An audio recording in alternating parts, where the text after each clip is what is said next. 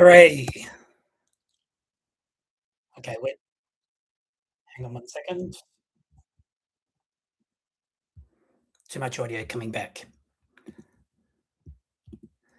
Okay, so the the live stream got pulled by YouTube.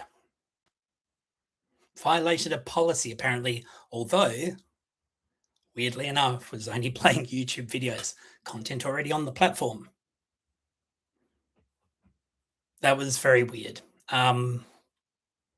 Justin DeVoe 7166, that is, nailed it right there. Wow, that was wild. Too much truth.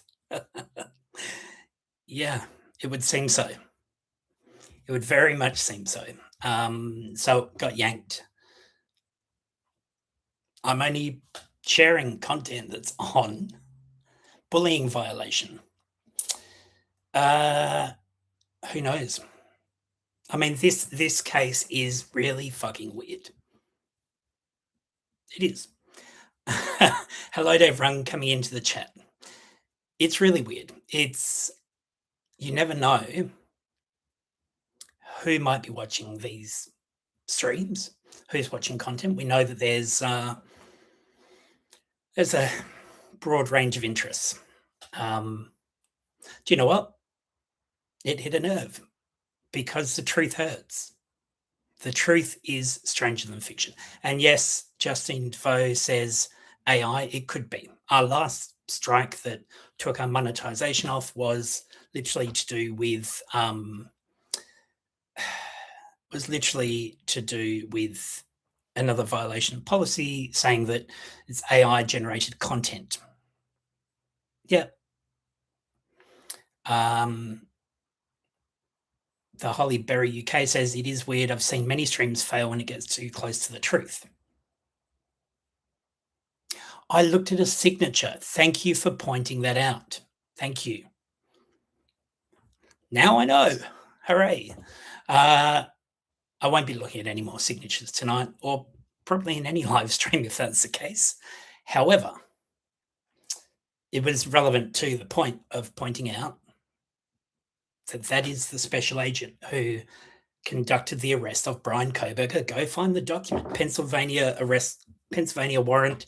It's got all of Payne's probable cause affidavit and everything else in it, and it's complete garbage. Most documents are. Much like many of Maori's search warrants that have, and I'm not going to bring those up now, so thank you to Lady Lion Teeth 3952 about the signature thing, because if you look at any of Maori's warrants, just take a look and what do you think of Megan Marshall's signature on those warrants? There's very different signatures depending on what warrant it is, what time of day it is. There's one that is definitely a digital typography with just a little curly bit added onto the end. Yeah. Okay, let's just do that.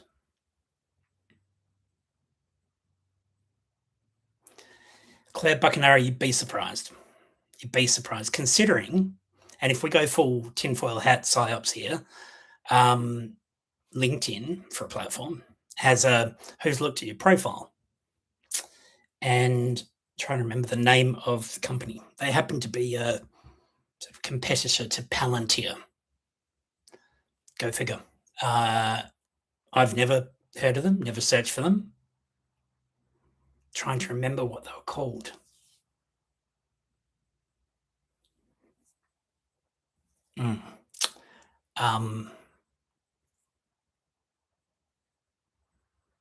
Yeah, most of them are null and void.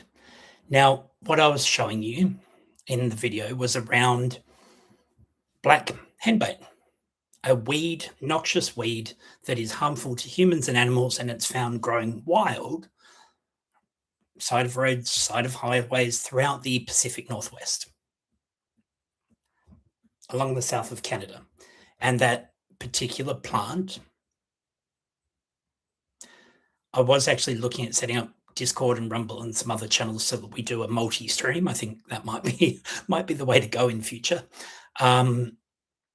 So It's found on the side of roadways. It can be turned into, it can be extracted. The scopolamine can be extracted from the plant. And there's a range of plants that have scopolamine as one of the chemicals within it, including something called angel's trumpet. I don't even know if I should show this video now. So I was looking at the fact that NCIS, special agents, FBI, Idaho, working together on a number of different cases. Teragram is what we're looking at. And it could be that, as was kindly pointed out, we looked at a signature. Okay, so do I find it? Let's just see if I've got it here in terms of. I was wondering, I couldn't see anything in chat, and that just was odd. I thought normally there's people chatting about something.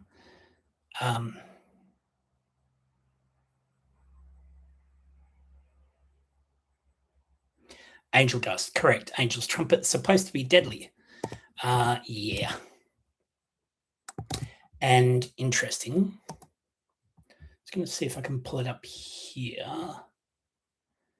So what's the duration on? Yeah, that's the one. That looks like the one. Just pause that and share my screen. Let's have a look.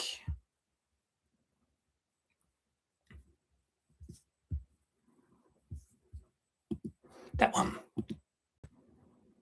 Here we go. Hopefully we don't get kicked, but here is. Was Jeffrey Epstein a monster? This is a question that has haunted the world countless times, but the latest revelations from the DOJ's document dump have left many in disbelief.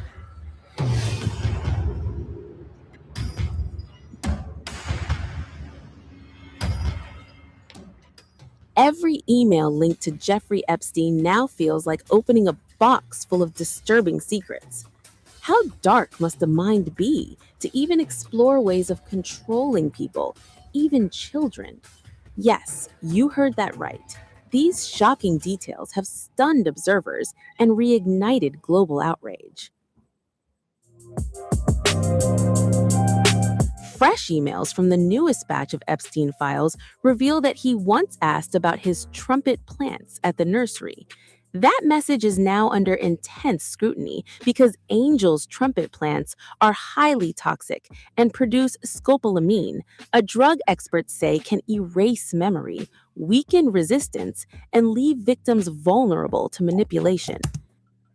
Severe exposure can reportedly cause paralysis or even death, and some reports suggest it may not always appear in toxicology tests. Even more alarming, another email shows Epstein was sent an article detailing the plant and its effects, raising fresh questions about what he knew and why he was interested. The files were released after pressure on the administration of Donald Trump to make the documents public, and each batch is fueling renewed scrutiny of Epstein's network and alleged methods. Epstein died in jail in 2019 while awaiting trial on federal sex trafficking charges, but the scandal refuses to fade. Now, with toxic plants and mind-altering drugs entering the conversation, the world is once again asking how far his influence truly reached.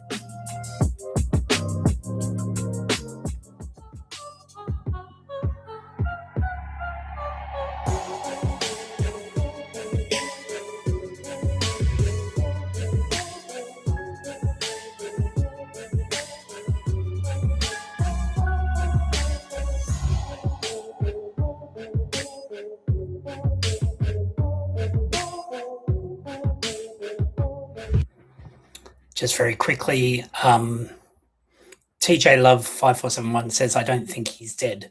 That's a whole other conspiracy theory. I've almost run out of tinfoil, so we'll do that another night, I think.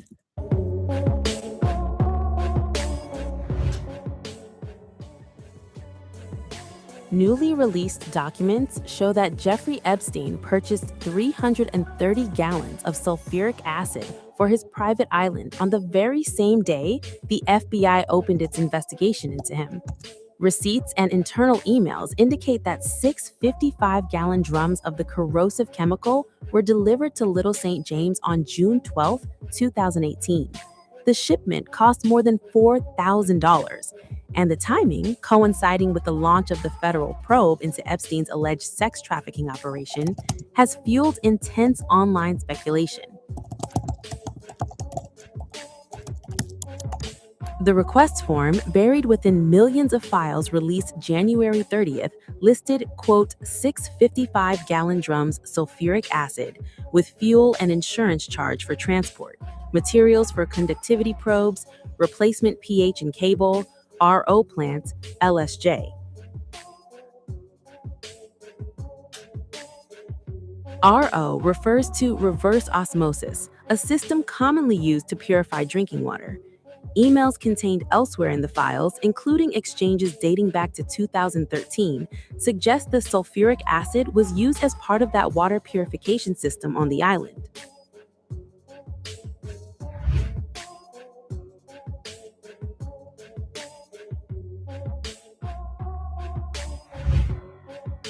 Despite the documentation referencing water treatment equipment, the timing of the purchase triggered widespread speculation online. Some social media users claimed, without evidence, that sulfuric acid could be used to destroy evidence or even dissolve human remains. However, the files themselves provide no indication of criminal use tied to the chemical purchase. Sulfuric acid is routinely used in reverse osmosis systems to regulate pH levels, soften water, and improve filtration. Okay. Now stop that one there. Hopefully my audio is back. I can't hear myself, so I'm hoping you can still hear me. This is the rabbit hole that I've ended up going down.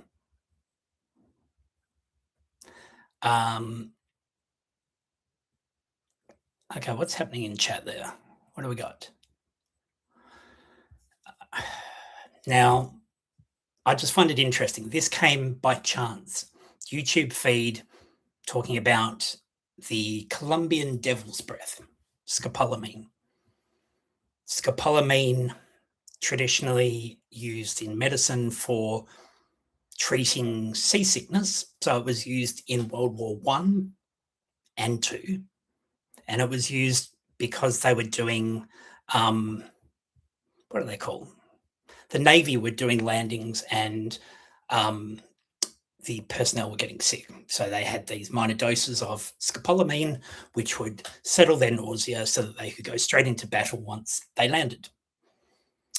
And interesting that McArdle is Navy NCIS. Then it is also, and here's where it gets a little bit wild. Here's what I was saying mainly about that serendipity or synergy of things just lining up. I look at scopolamine, and then it talks about the loss of memory, the loss of self-control or self-determination. So anything someone's told to do, essentially mind control. Mind control. This scopolamine was also called truth serum, and it was used by the CIA in a project, MK Ultra. Many have heard of it.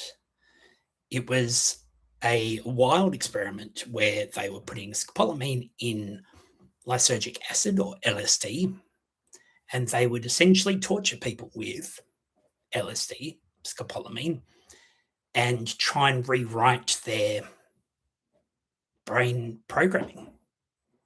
It was also used, and here's something I also read, it was also used in tribal communities way back, tribal communities where young males in the tribe were moving from being a boy to a man, and they would have this ritual with scopolamine where they would erase all their childhood memories and trauma and come out as someone who was brand new and provided. Yes, Lady Lion Teeth 3952, a hallucinogen. Definitely a hallucinogen. They can't remember things. Was it a dream? And often because it is used for sexual assaults, people feel quite violated, and rightly so. It's essentially forced consent where that person will do whatever you tell them to do.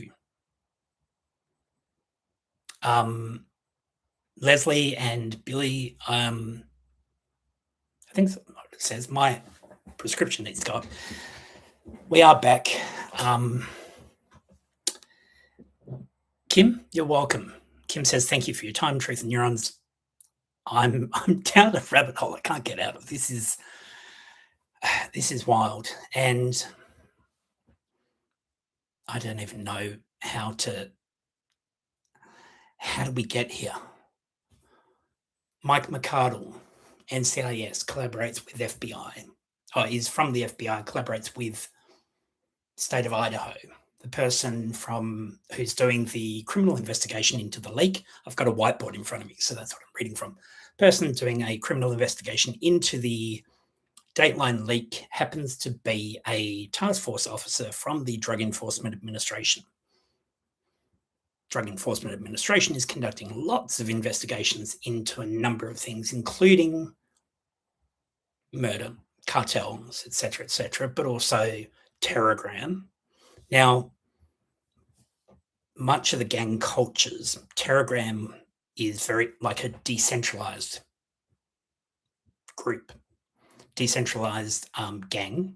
There's no central sort of hub that they operate on. It's not like the Aryan prison gang or the Aryan family who operate out of Idaho's prison, or the Californian Aryan Brotherhood. I lose track.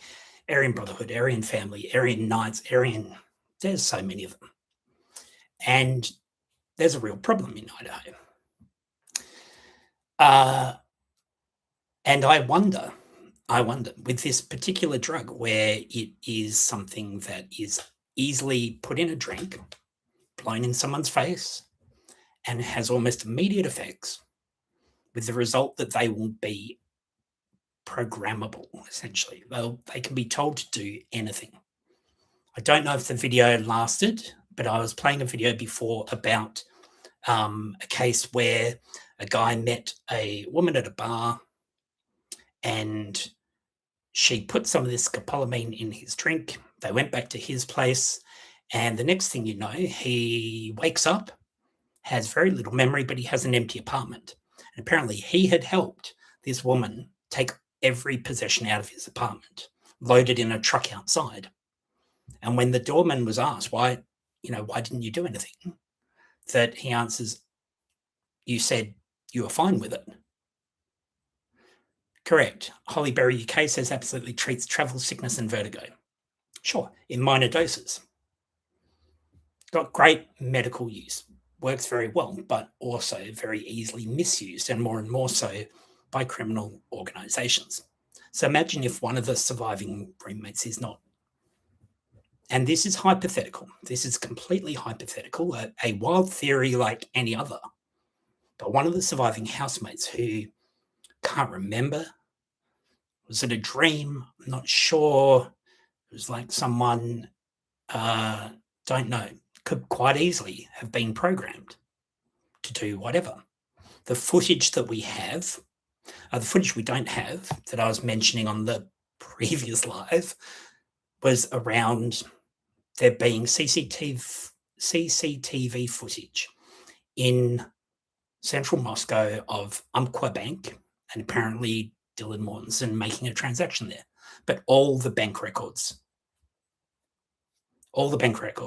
pulled from evidence. I'm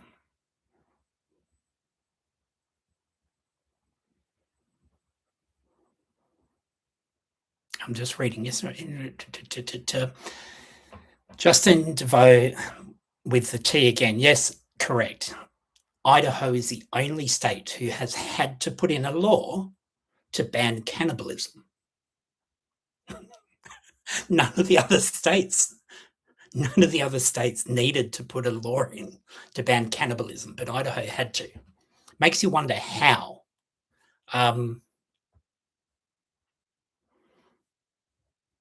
Sorry, I'm a bit behind my new filter for air purifier. TJ says, wait, where do we get this? I need a pay rise. I don't quite know what that refers to. Anyway, so Colombian devil's breath, very easily susceptible. It would explain how someone could have no memory of this happening right in front of them, even be involved, maybe. This is just a hypothetical theory. It is also, at higher doses, lethal. Might not have been the only person. There could be that many of them had this in a drug they were given, in a drink they were given, that they shared some, they might have had some marijuana, have a bit of a smoke with this in it. Who knows? Now, there are so many little tidbits that give some of this away. Let me just see if I can pull up a document. I have to open it first. Hang on. There is a document I want to go through. Maybe in a book. Good point, Lady Lion Teeth. Let me see if we've got... There are so many documents in this case, and then all the other stuff that I'm downloading, I'm losing my mind a lot.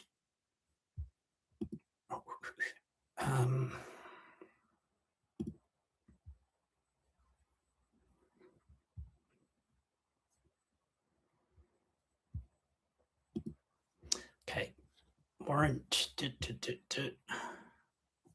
Where did we put all of this?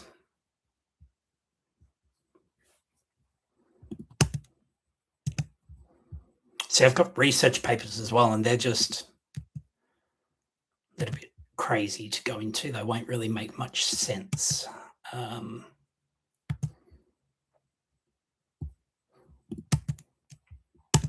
me see. I thought I was all organized of having it at the ready, but let's try. Not in that folder.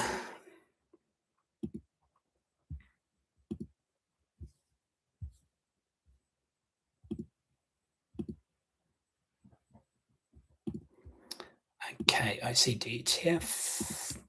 Tadukan, we've got that there.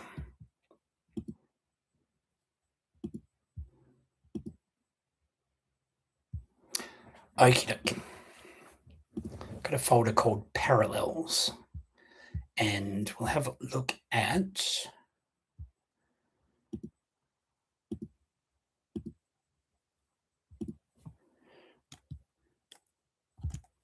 too many nested folders. That's what happens when your computer dies.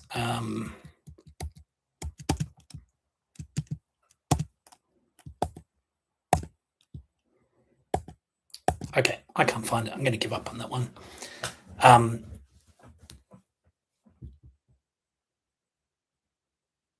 The drug being a mind control, well, it is. And Justine DeVoe says it's just so much to take in, correct? Lucy Morningstar, good morning, Star. Thank you for being here. It would explain the confusion by a number of the students. It absolutely would. Now, this is a drug that has been used since 500 AD by various groups, by shamans, by people who are into occult, witchcraft, all sorts of magic, the church, all of the things that we've hypothesized on. I'm going to now play.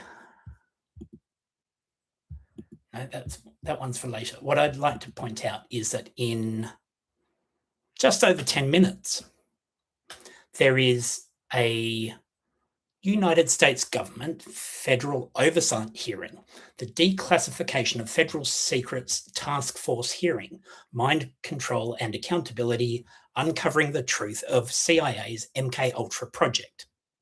Talk about serendipity. I literally came across scopolamine. I don't even know if I'm pronouncing it right. I look into this. It makes sense in this case. It ties into Epstein, it ties into all these things, and then suddenly, the same night as I'm about to go live, there is a live stream from the Committee on Oversight. So we will turn that on and start watching that in about 10 minutes' time. But before we do, I'm going to find one other one here and hopefully make it quick and easy to do so. Where is my history? Having the stream crash, I have to go back to somewhere in here. This one. Just pause that and share it. Okay.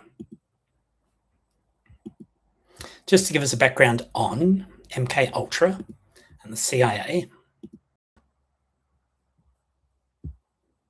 Conducted hearings about the project. They noted that.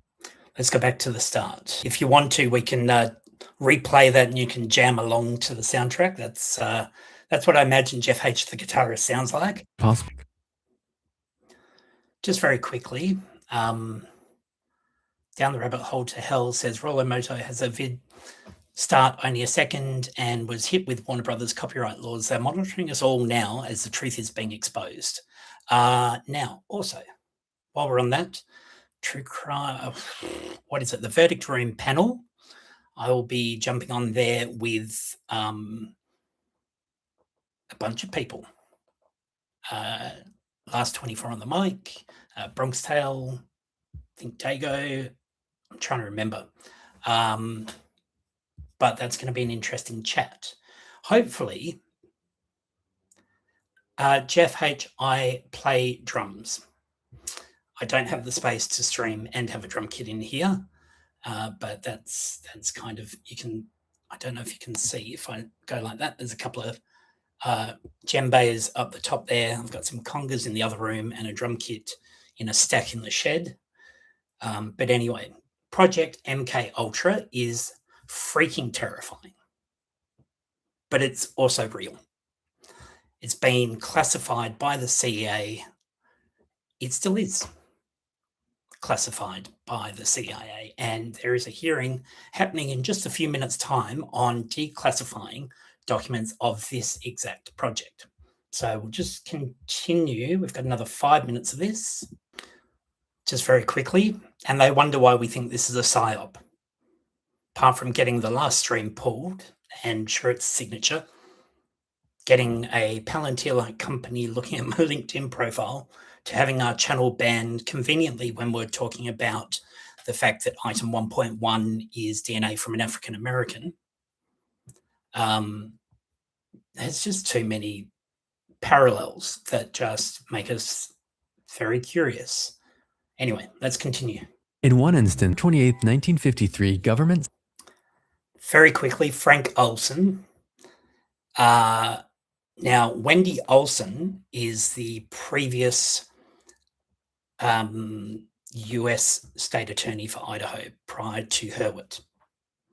Now, Olson is a common name, much like many of the names in this case. However, I found that interesting. Another Olson. There is also there's some issues that I saw regarding Justin Olson, one of the Idaho State Police officers, I think. But again, that's a little segue that I might have to do in another live. Just very quickly, recently, a number of cases where there have been young people that have fallen or jumped from the top of hotels. It's a bit ironic that this particular issue stems back to MK Ultra. Anyway, I'll stop interrupting.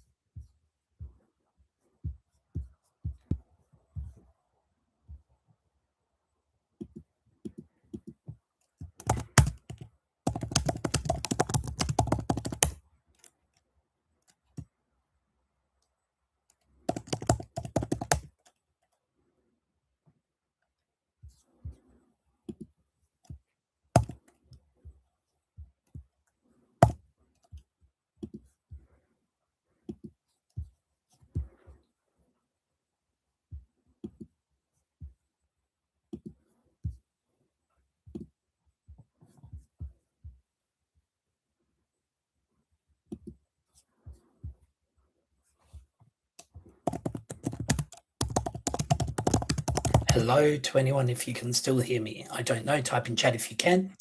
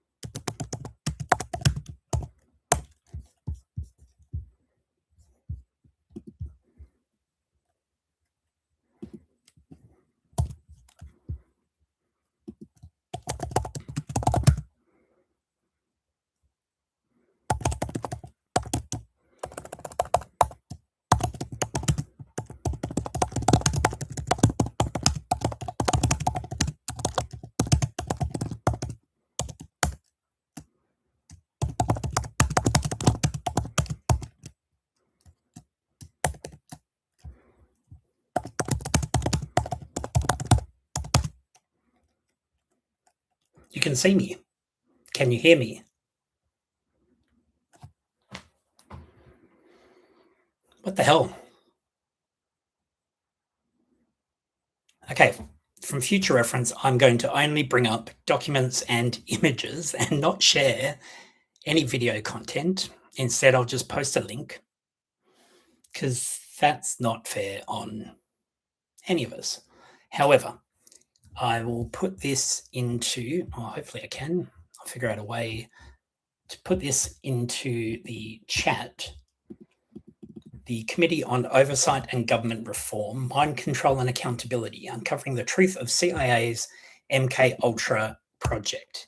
There is the link in chat. I'll pin that if I can. There we go.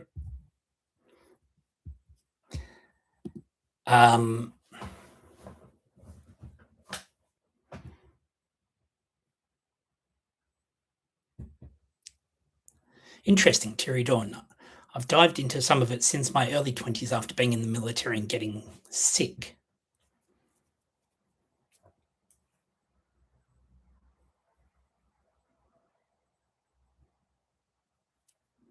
I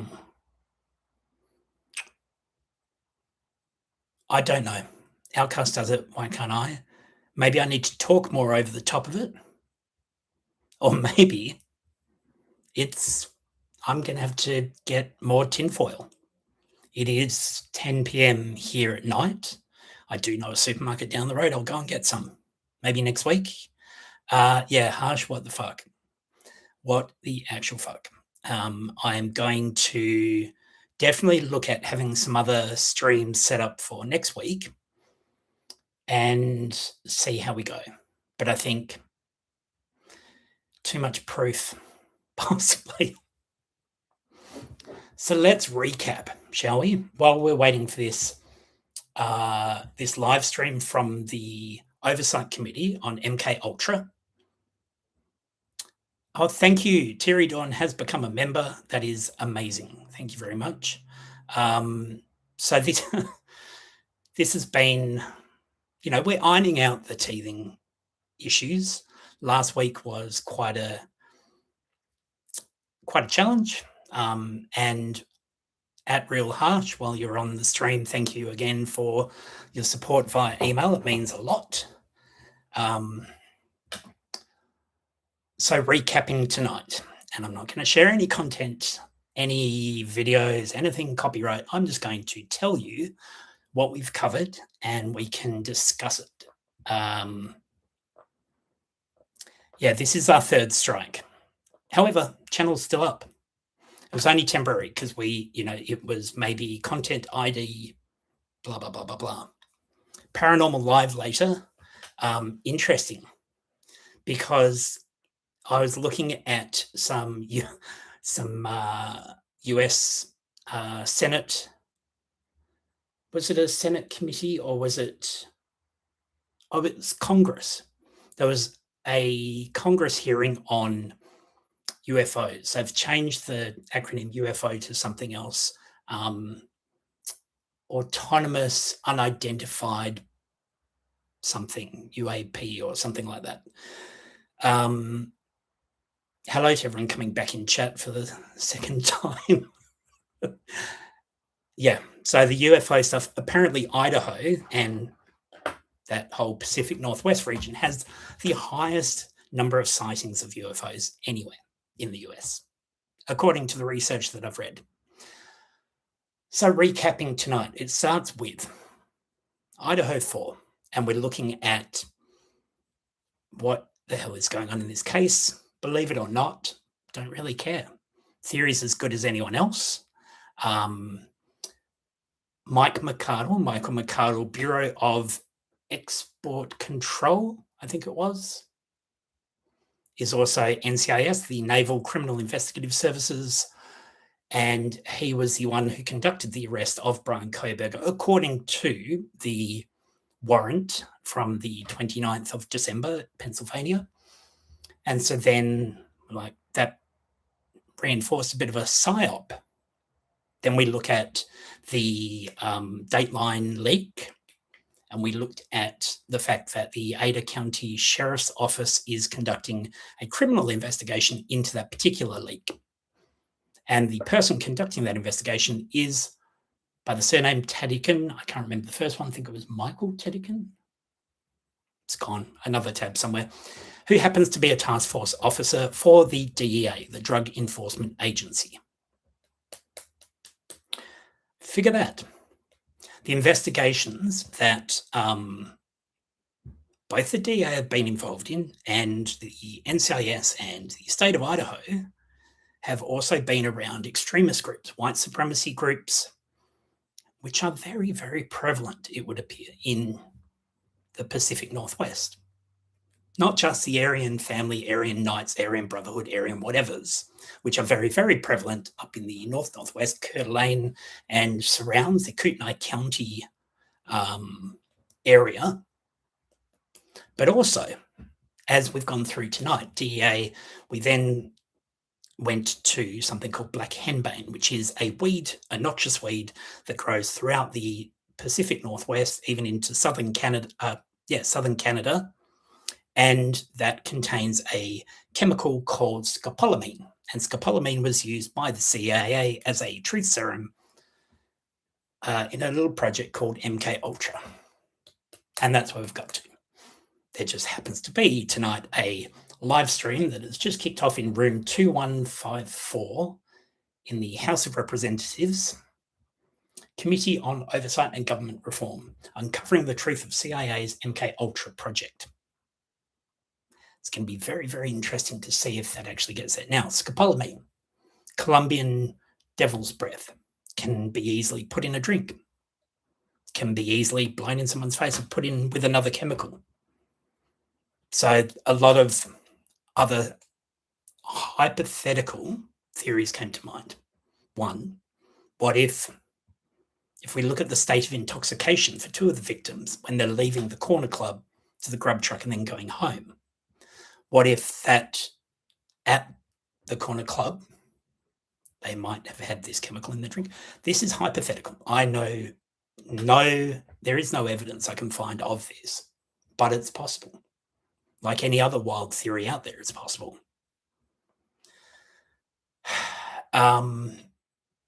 Because it would be very suggestible, and in high doses, it would also be lethal. It is then also linking not only to the CIA and the MK Ultra project, but also Jeffrey Epstein, who was found to have Angel's Trumpet, a big, I can't remember whether it was at the ranch or at Little St. Jeff Island, but the Angel Trumpet is also another plant that grows quite wildly and has scopolamine in it. And it's used in sexual assault cases. Now, I'm going to use this. Yeah.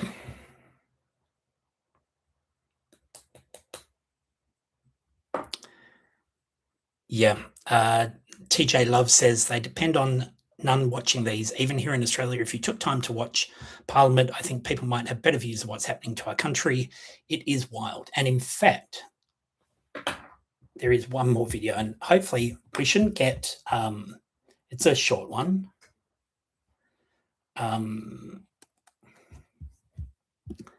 But it's relevant. Please don't block us. It's a very short video. It's kind of what happens when you start looking at a bit of this. Then your channel feed gets curated to the point of feeding you stuff that is really quite interesting. Okay, we're not going to do that one. So we spoke earlier about, and I have to remember, it was, I think it had the name Anchor in it or something, but it was similar to Palantir, and they had looked at my profile on LinkedIn because it was people you might know. Now I'm going to say hi if you're watching tonight. No harm, no foul. I'm literally just trying to find what the fuck is going on because the truth is not yet out there. And with that said, pause that. Go back here and share this little one. It is 3 minutes 30. Please, YouTube, let me play this one. It's relevant. Let's go. That one and that one. Hello, I'm from the government. Date on humanity's gentle slide back into feudalism. As foretold in scriptures like Idiocracy and Back to the Future 2, we are now entering what experts call the find out stage. Brought to you by Brondo. It's got electrolytes. And now please rise for our first trillionaire. The product of decades of policy failure, taxpayer handouts, and ketamine. Hail! Of course, when you wake up to the obscene inequality we've enabled, you'll want to fight back. That's why billionaires are building the tools to protect themselves. From you, tools like Palantir. Hi, I'm from Palantir, the military contractor and AI software company. Named after the all-powerful Seeing Stones, Tolkien warned us not to leave in the hands of evil bastards. Thankfully, we are very wise and balanced, like our CEO, who can't stop talking about killing people, wants an AI arms race, and gets a boner talking about the West's superiority in applying organized violence. And our founder, who thinks Greta is the Antichrist, knows about the Antichrist, and no longer believes freedom and democracy are compatible. Hail! By freedom, of course, Pete means freedom for him and his Broligarch mates to rule the world. And that's where Palantir comes in. Let's meet some of our valued clients. Hello, I'm from ICE. Kidnapping people off the street is hard work, but not with Palantir. Palantir makes it easy for us to link your tax file, social security license, and plates into AI-driven hit lists. Sure, we mostly use it on migrants now, but Palantir will come in real handy when we need to round up the resistance. Thanks, Palantir. Hello, I'm from the government of Israel. Committing war crimes is hard work, but not with Palantir. AI-assisted targeting makes it simple to murder thousands of people, even if most of them are civilians, according to our own reports. Thanks for supporting our genocide, Palantir. Here at the British government, we heard Palantir is used for war crimes and said, hey, let's give them a contract with our NHS. Could someone abuse that data? No. It's not like Palantir's UK CEO is the grandson of a known fascist, Nazi-loving anti-Semite. Hail! Here at the Australian government, we have no fucking clue. So while others are ditching Palantir due to fears over data safety and its ties to El Duce, we've let Palantir into our defense department, banks, and even supermarkets. G'day, I'm from Coles. Price gouging you wasn't enough, so we hired Palantir to track and cut costs on our already underpaid serfs. Staff.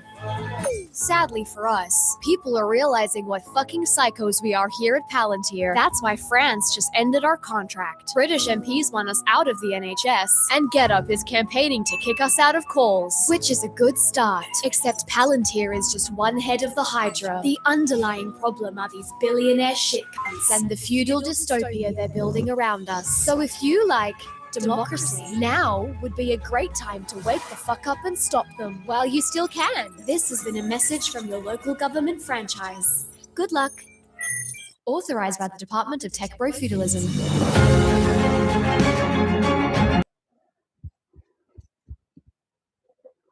There we go. Let me close that tab. There we go. We made it through without getting shut down again. Hooray. Now, the GOP oversight is live. They're on a holding screen, have been for a little while. If you want to watch more about the Uncovering the Truth of CIA's MK Ultra project, the link is pinned in the chat there.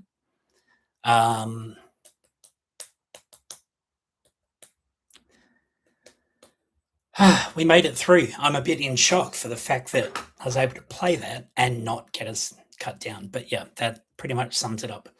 I've got some other Palantir videos.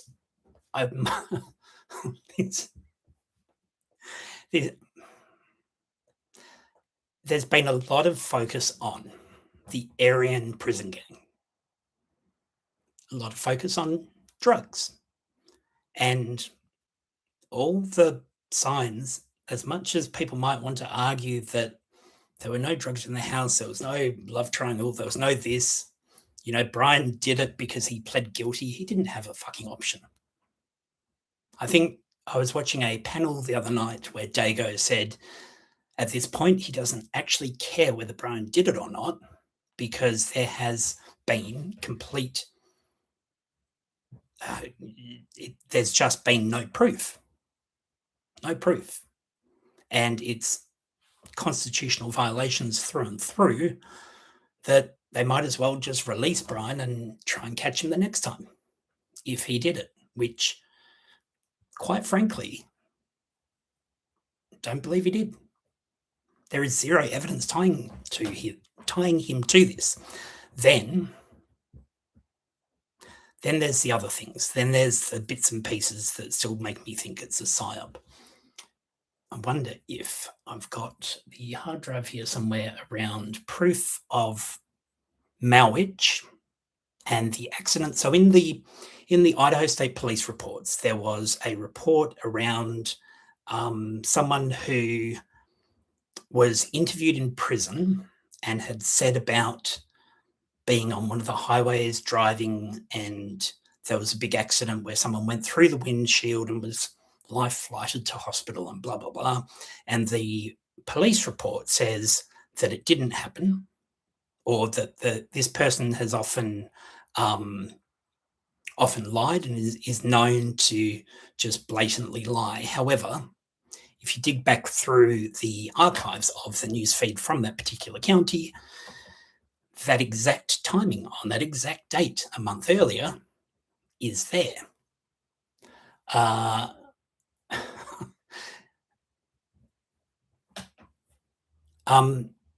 The Hollyberry UK, Geoff, pretty sure most of us have It's All a PSYOP days. For me, Ruby might have some PSYOP days. For me, it's every fucking day. Because it just gets ridiculous to the point where, and now that I have the device back, I will continue the Lone Wolf series because it creates an opportunity for me to share a PSYOP theory through storytelling so we don't get shut down.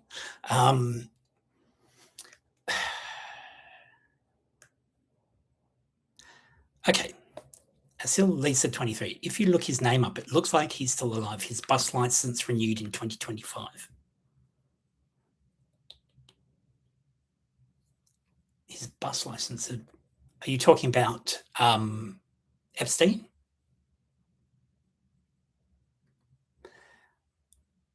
Oh, Malwich. Thank you. And maybe so. Because I don't think he was the one who, the funeral, I mean, look at the cremation of the victims. That happened very, very quickly. Very quickly to remove any of that evidence. And look, I have to agree with a lot of the early work that was done by Pav into the connections, the timing, the different things that happened around certain Department of Justice, DEA investigations into the region. Definitely a parallel investigation going on. What I haven't been able to find out is Brian Kohberger involved? We do suspect that inside 1122 King Road, that there were shuffling of the rooms, that it is possible that certain rooms in that house from downstairs were in use and then that got moved to upstairs. It just gets so messed up. Possibly another empty casket buried, says TJ. Yep, that is quite possibly the case. But I find it interesting when we're looking at the likelihood of it being a sole perpetrator, virtually impossible. The likelihood of it being Brian, almost definitely impossible, unless he can float above the floor and not shed a single cell of DNA. Why is there a need by the Idaho State Police Forensic Services to completely cook the chemistry?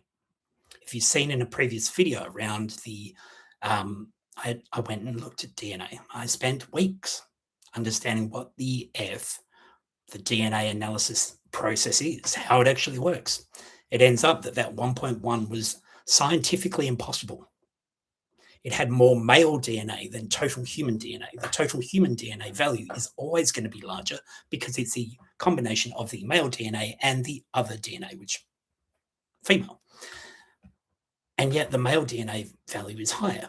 If you look at the fact that it was a leather sample that, let's go right back to the start. Let's go right back to the start. Let's look at the, in fact, I'm going to find the bloody document right now. I've got the time. If you've got the time sticking around, we're going to pull up the MPD report. And I do have it here.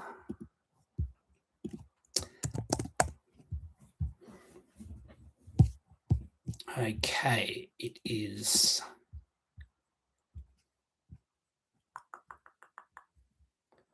Come on, PDFs, there we go. Okay, the Forensic Lab. This one. I believe this is the one. Open Sesame. Yep, that's the one. Right. I'm going to make that full screen. And should be able to share it. Window. We're looking at this. So here we are. This is the incident table. And so we've got responding officer Nunes, Warner, Gunderson, responsible officer Payne, received by, and we know that's Carolina Calvin from the Whatcom 911. Anyone know what the CM is?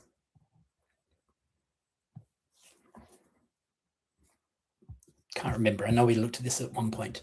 So here we have Tim Smoldridge.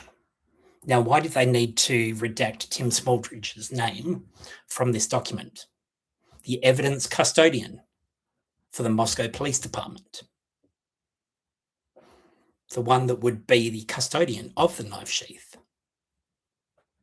Why would we need to redact his name from this?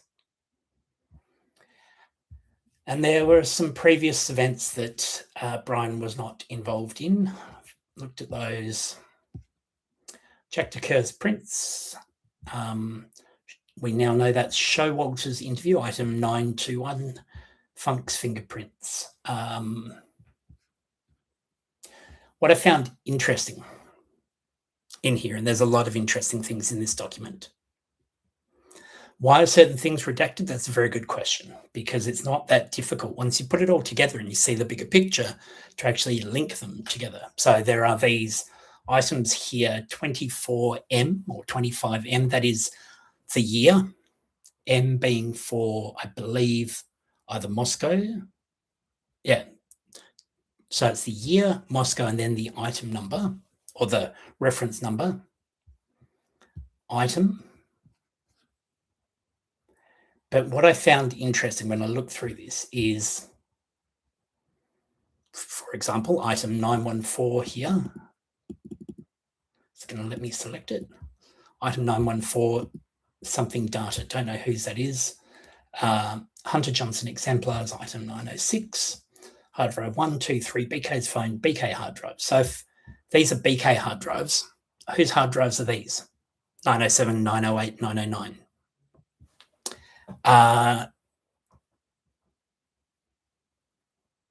Yes, there is some stuff on CodePacker as well.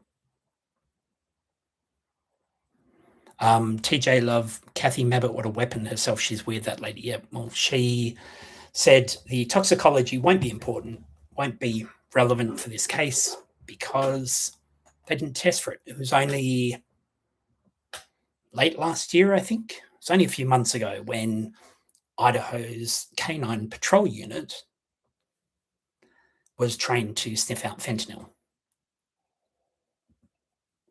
Now, if you've seen what Lana was talking about recently with Snyder and the dog barking, I'm going to get to something after this around the canine units, which will be interesting. But what I found in here, just reading through the list,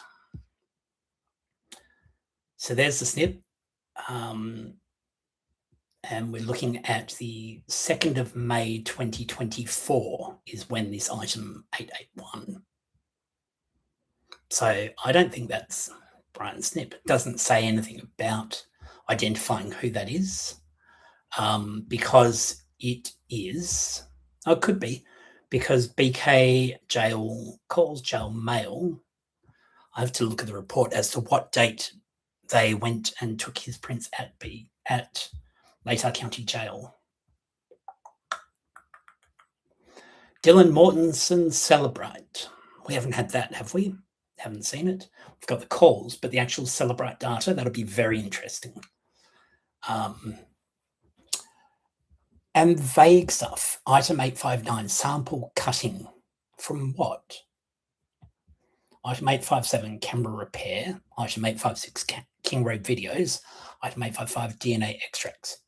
I will at some point go through and map these item numbers to the ISP Forensic Services reports reference numbers. There's only so many hours in a day, really. Pullman Road Nom Nom. Can anyone tell me what Nom Nom is? I'm assuming that's like a Jack in the Box, maybe? Sounds like a food place. PayPal data doesn't say whose. Exxon Mobil USB. Chevron video. Harbor Freight DVD. Winco. These are all ones that would be very interesting to see. Yeah, Walmart, McDonald's, Winco, Sunset Mart, multiple videos, Inland Cell.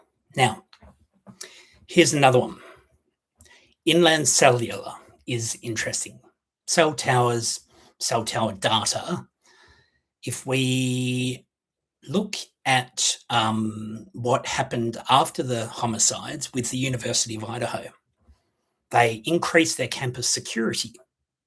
Their campus security is provided by a company that is called something events. It's an events company. Come on, brain. With so many issues with the live, my brain's gone. Campus security, University of Idaho. It will come to me. I've got it in a folder somewhere.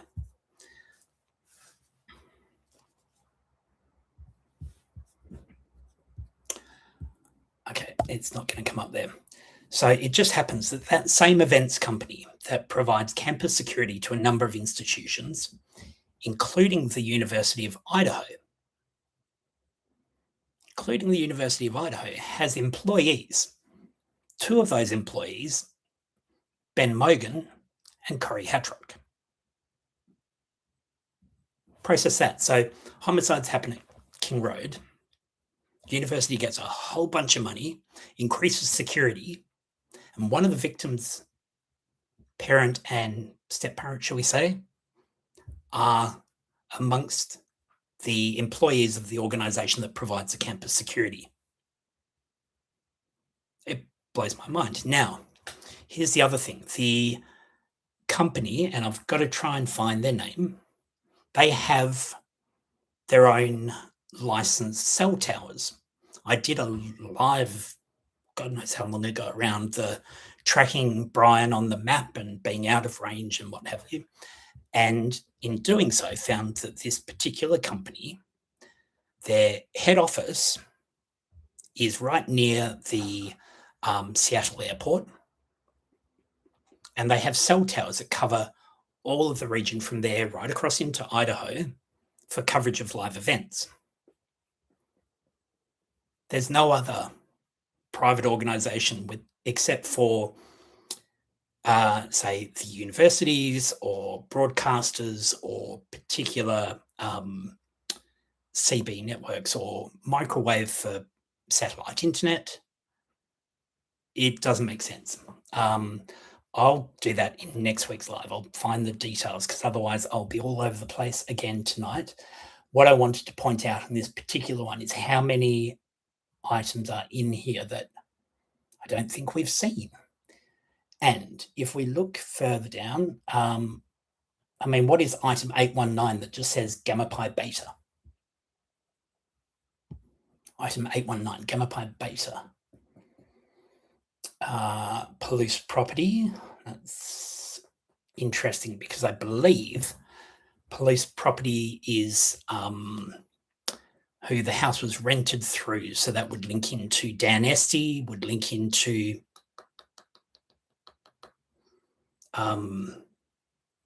help me out, chat, the name.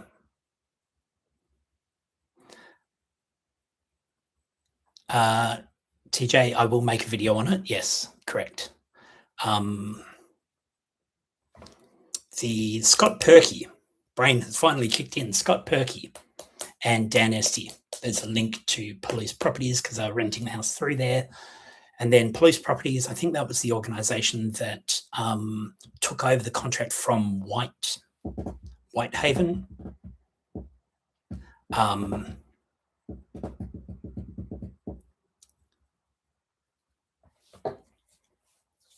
I'm interested, RJ Embry, at the Hollyberry UK. What did she say recently about Celebrite?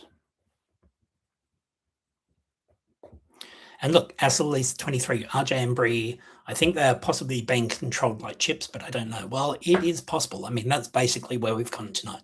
The pinned link is to the Oversight Committee looking at the release of MK Ultra, where they used scopolamine as a truth serum to interrogate people. Cognitive warfare is the term, and there's definitely a video coming on that because, by God, I've got a lot more stuff on that. While Ruby might look at the psychology of people in this case, I go into full psyop stuff. Now, 13th of June, 2023, there's a K-bar sharpener supplements. And only a few days earlier, an ISP property receipt. So you might see a K-bar and K-bar sharpener in that list and think, oh, they've got the K-bar. They do not. That is the demonstrative exhibit of a K-bar and a K-bar sharpener. So that the Idaho State Police would have one to demonstrate what it looks like. Go figure. Now, who would have a K-bar? What are the sort of employment scenarios where you might carry a K-bar on you? What about if you were, as your business, you had a meat locker and you went to different locations and contracted out to help people after they're hunting to prepare the meat and you can store it? Well, there's one person that does have that business, and that happens to be Brett Payne. South Hill Meat Locker is owned by Brett Payne. He owns a meat locker. He goes to people's locations around Idaho and helps them to prepare the meat from their hunting kill. So anyway, I have segued yet again. Here's an interesting one. Item 728. DM note. Yep. Another quick question. if anyone in the chat knows where, but if you look at the Idaho State Police forensic reports, there's a sequence. It starts with report 1, obviously. Report 2, report 3, report 4, which is the sheath DNA, and it goes all the way through to 44, except for report 42. Find me report 42, please. Treestream Media put out an excellent video on Sunday of the digital prison being built around us all. Interesting. I will be looking at that after this. Now, disposable film, item 715, we haven't seen. DNA extracts, DM video. Now,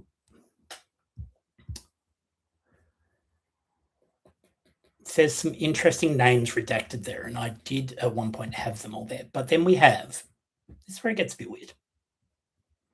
We have a knife, item 668. We have knives, plural, 670. We have a Glock, 40, item 660. There's a gun in evidence. Hair and fibers, they found none from Brian's apartment that matched any of the victims or the dog. Azil Lisa, yes, I will pull up the documents in another live. I'm a bit out of sorts having had the stream pulled twice tonight because we're going into what happens to be way too close to the truth, I think. Dylan Bethany interview receipts. Johnson receipts. TJ Love says, I can't stop thinking about the body cam when you mention Brett and his freezers. Yeah. Is it like what comes to mind for Ruby and I is a certain body cam video where Zana looks like a deer in the headlights. If you use that analogy, horrendous as it may be,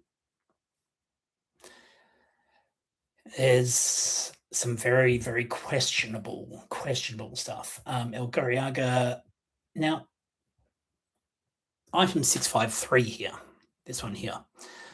653, P and a short name, Payne interview? I don't know. Okay, keeping down the list. Mortensen interview, again, Chestnut fingerprints, Showalter prints, HP computer, Lenovo laptop, Tangent computer. Now another knife, a Taylor knife. From my Googling, that seems to be a pocket knife of some sort, like a folding little pocket knife. There's another Glock. So there's two Glocks that are in evidence,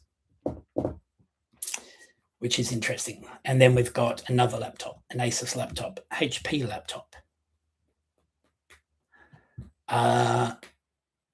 Yeah, phone data, or one word. Doesn't say who, doesn't say Celebrate, just phone data. So again, I'm going to have to match a number of these up between, Lady Lion teeth, 2 guns. There's more, multiple knives, 2 guns. I do have a spreadsheet somewhere where I've matched up the evidence items from the reports to some of these items so that we can identify which have actually made it to forensic reports and which haven't. All in all, trying to find report 42, which has not been disclosed, has not been released. It just happens to be missing off that sequence of reports, goes from report 41 to 43. So then we have other stuff, drawing, item 595. I wonder if that is the drawings in Dylan Mortensen's room that matched the marks on victims, which were redacted in the photos, but we have seen that. And the ambiguity again, item 514 here in the middle of the screen, plastic baggie. Plastic baggie. Item 514. I think I actually have an image of that somewhere, and it's not the blue powder.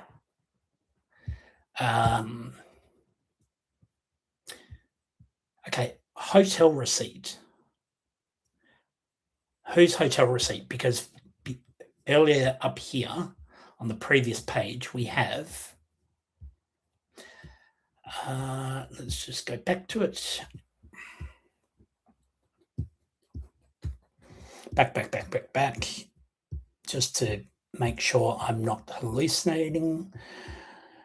I saw it here somewhere. Equipment, Pullman Mobile.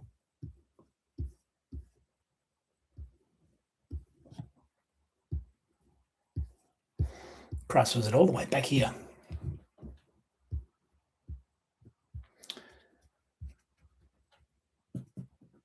FBI TUI request. Anyone in chat explain what that is?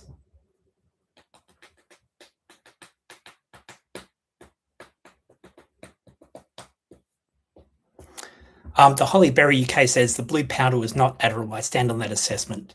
See one of our recent videos where I was looking at that controlled substance report. It's not. Once again, they cooked the chemistry for the forensic report. I don't know how the Meridian Lab for Idaho State Police Forensic Services is still operating, considering they absolutely screwed so many of these reports and they have falsified evidence. As simple as that. Down to, okay, TikTok data, iCloud data, YouTube data. Just skim reading somewhere around here. Inland Cell, Winco Equipment. What is Breakfast Club? I have no idea other than the movie. I'm assuming that's another eatery place. There's a whole bunch of stuff on here that's never been mentioned. Interviews, property receipt, van shoes. Let's have a look. PSP hard drive, Pennsylvania State Police hard drive, and Pennsylvania FPD. PF Police Department. Okay. Hospital checks, item 694. Interesting. Wonder if we're talking 694 on the 3rd of April 2023. There's hospital checks. Was that Steve G? Okay, RJ Embry says, TUI request was for the report of the hair analysis. By FBI. Hippler granted motion to access it, but denied from entering it as trial evidence. What the actual fuck?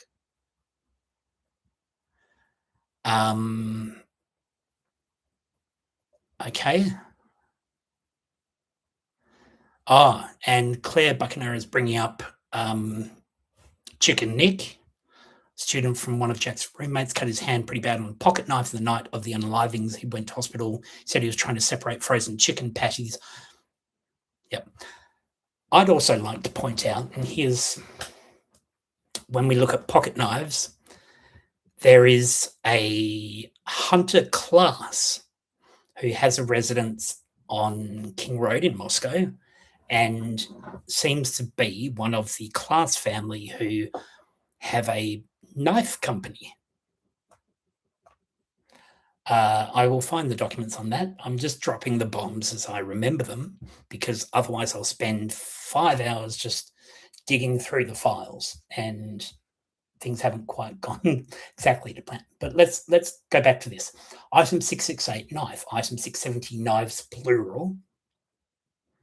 Item 660, Glock.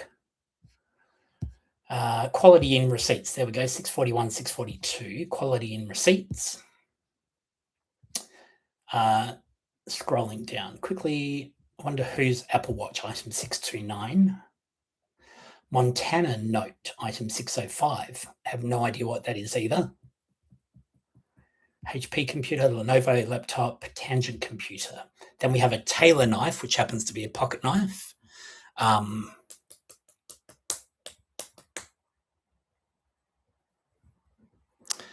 June 6th, he made an amended ruling saying Anne couldn't bring it in without the FBI to testify. Well, I'm interested, RJ, and Brie, about that, because there was, and I do have the document somewhere, there was a document around Salt Lake City FBI. So there was an Idaho lawyer who face charges for driving to Salt Lake City to collect drugs and bring it back to prison inmates in Idaho. So then I start looking at Salt Lake City because it was mentioned a couple of times in this case. And it happens that there were a couple of Salt Lake City FBI detectives that were selling bath salts or PCB or whatever it is. And the media release from the Department of Justice was only a couple of months after all of this shit went down. Claire Buckenara, Kaylee's family have a knife company, don't they? I don't know. Yeah, I don't know.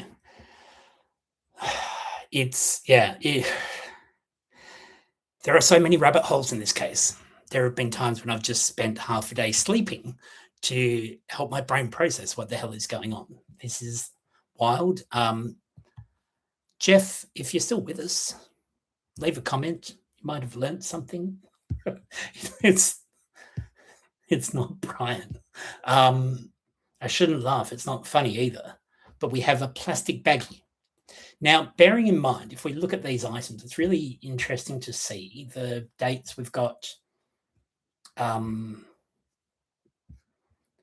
coins, insurance card, hotel receipt, even though we have the Holiday Inn receipt from earlier. Whose hotel receipt? There was a rumor of the housemates having left 1192 and 1192, 1122 King Road. Come on, brain. Yeah. They were staying in a hotel, there was a rumor. They were out in town. I can't remember. Yeah.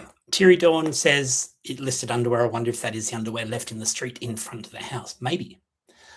There's lots of things on here that have not been accounted for from what we've seen in the forensic reports, including the fact that the beer cans that were found around the house were not tested for DNA. That's interesting. Then there is the arrest of, now this is a very common name. The problem with this case is there are very, very common names. Jose Cruz was attributed in the forensic reports to the cigarette butts found outside in the backyard. There's a Jose Cruz who was arrested a few months later.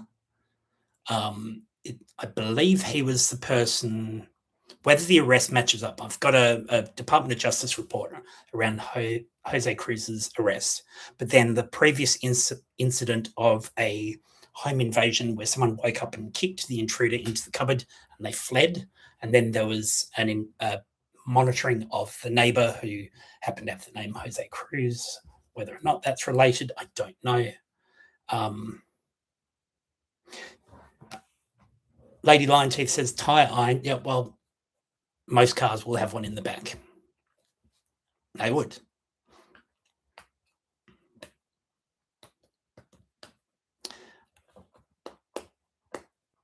Okay, so let's keep again.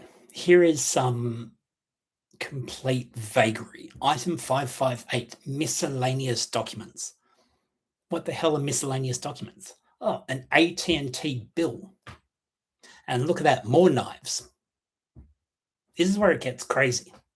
We've already had a baggie, 2 Glocks, knife and knives. Now we've got another knife, an S&W knife, marijuana.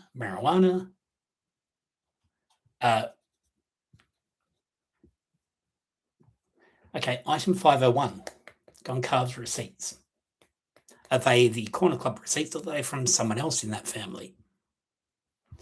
The dumpsters should have been searched. And I'm not sharing any more videos, so YouTube really can't pull it. I'm not saying anything in particular. It can't be Corner Club receipts. Look at this, item 496, Corner Club receipts. So what is item 501? Concav's receipts. That's what I'd like to know. A running report from who? Item 478. Is that this? Don't know. A triage report. What did they triage on the 10th of January 2023.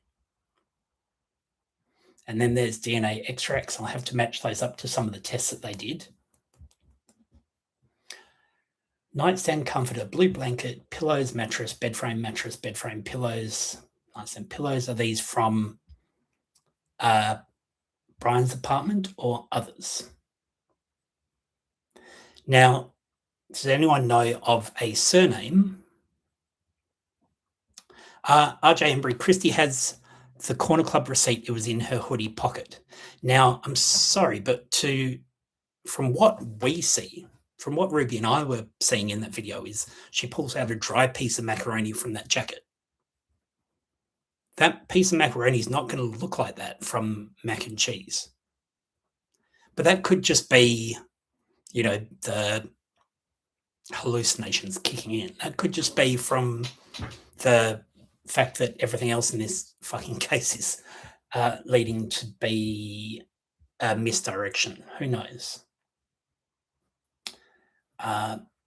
They went through Brian's vacuum cleaner from his Pullman apartment, and they went through the contents of the vacuum cleaner. So they didn't test the hair in Ethan's hand, but they tested every hair in the vacuum cleaner from Koberger's apartment and found no match from anyone, surviving or otherwise, from 1122 King Road. No match from the dog. Nothing from the vacuum cleaner. Continuing the list. We have a nitrile glove, and I wouldn't be surprised if that was placed as well. Item 343, contents of bag 1B. Is that from the trash pool? Doesn't really say. Item 340, black plastic bags. Item 338, plastic bags. Item 349, receipts. A red pill. Talk about a rabbit hole. Red pill or blue pill? Apparently this is the red pill. Okay, let's keep having a look. Contents, bag 1D. Empty bag 2A. Receipt. Multiple pills, 359. Any particular pills? Multiple pills. And we have something below that as well. So we have multiple pills, item 359, item 360, contents bag 2B, item 361, contents bag 2C, item 362, USPS envelope. So there is something mail related. Yeah. And then, sure, more bags, vaguely marked. There is so many items here. This is the main running report for the case. There are many, many items here that are not in any of the forensic reports, not in any of the documents. They're just listed here casually as an item. And remember, at the top of this document, we've got Tim Smaldridge's name redacted, who is the evidence custodian, who's also involved in the storage of evidence in the refrigerator that broke down. Or his report apparently says he arrived at work and saw the door was open or the fridge was off or something. Like, what the fuck? So here, these things earlier can't necessarily be some of these bags will be the contents from the trash pool, because we have Q-tips, flosses, all the stuff, lollipop stick, water bottles, DNA swabs. This is on the 16th. So that DNA swab, these items here are actually done before the trash pool.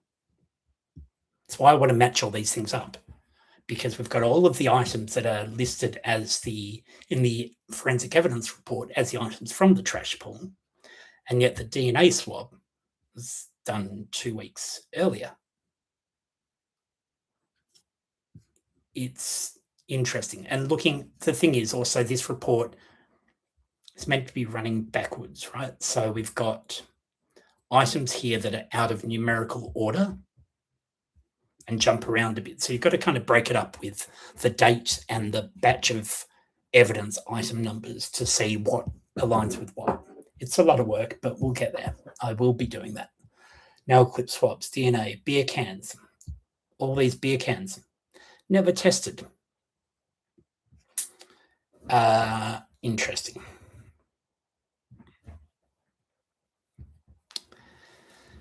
So the Hollyberry UK at RJ at Thierry, and who have we been shown is Native American? Mowich? He's from the brain fart, the name of the tribal, northern tribal area. Someone local will have to remind me in chat.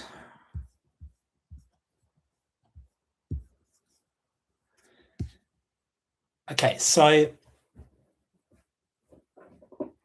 the vehicles are another thing.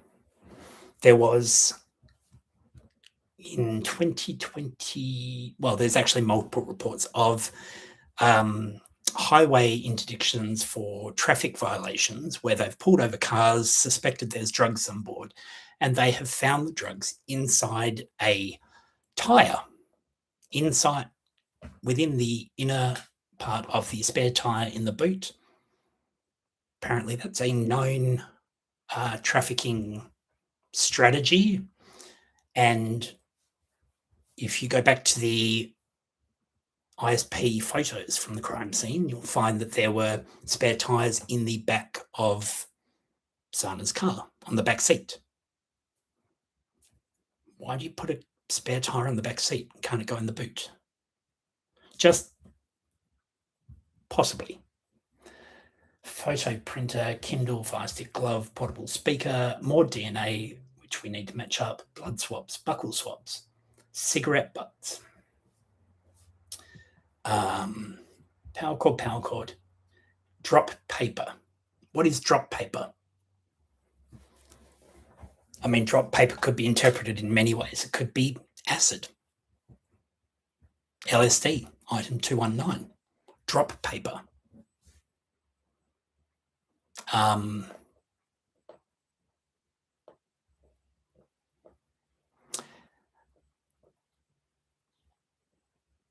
Jackson and Schneider allegedly lived at Queen's apartment. Yes, we did look into that. We did have some documents on that as well. But yeah, Malwich's son did live next door.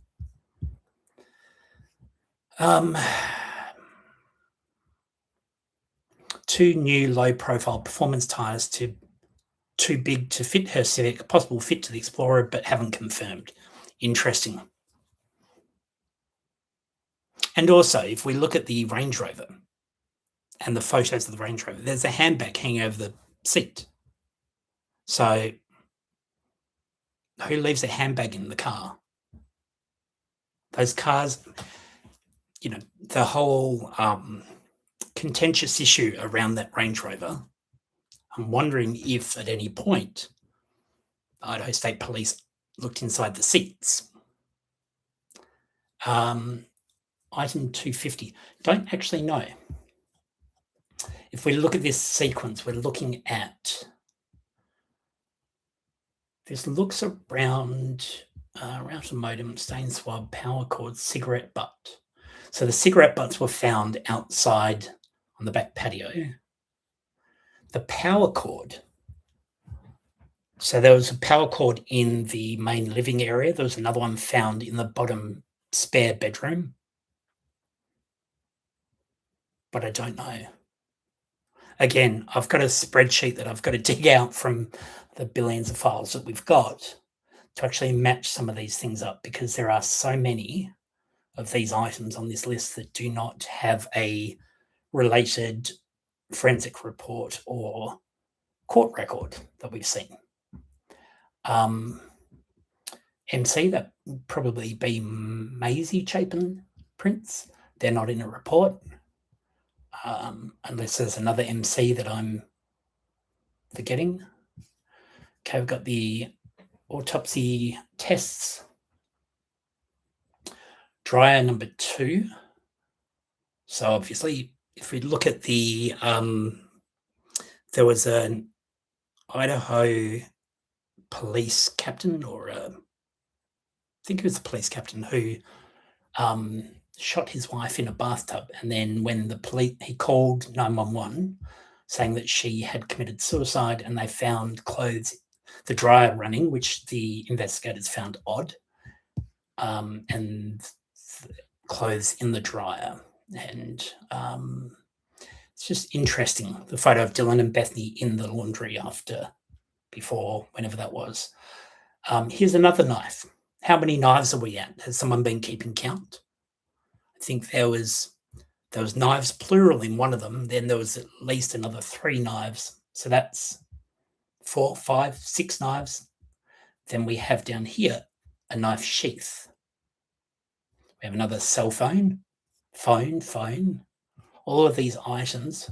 And then there's the steak knife. Was this the steak knife on the folding table, the beer pong table? Was this the steak knife that was stabbed into the dishwasher with a note saying something about "fuck you, Jeff," or whatever it was? I can't remember exactly. Then there's more laptops. Silver laptop, Dell laptop, iPad, game bags. What are game bags? I'm really puzzled as to what game bags are. We're not talking wildlife game or playing games, but then there's money. There's powder, item 54 powder, 22M 1855. And then there's the public records requests, etc., etc., etc. Of which there were many. And I'm not going to try and interpret that tonight because my brain's melted trying to look at this document, but I wanted to point out that there are some very interesting discrepancies in this one document, which is full of every evidence item and every call radio log. Justine DeVoe, wildlife bags, maybe, considering there is someone who has a meat locker involved in the case. I don't know. These are all just hypothetical, as wild a theory as any other in the case.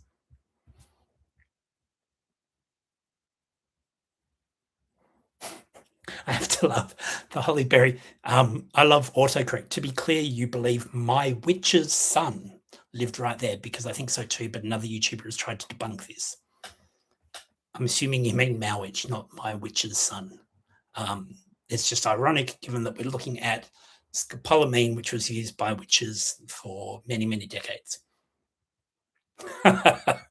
Okay, 4:10 a.m. and 4:08 a.m. Let's go and have a look. RJ, down the bottom. Sorry about if this is all blurry on the screen as I scroll down to the bottom. 4.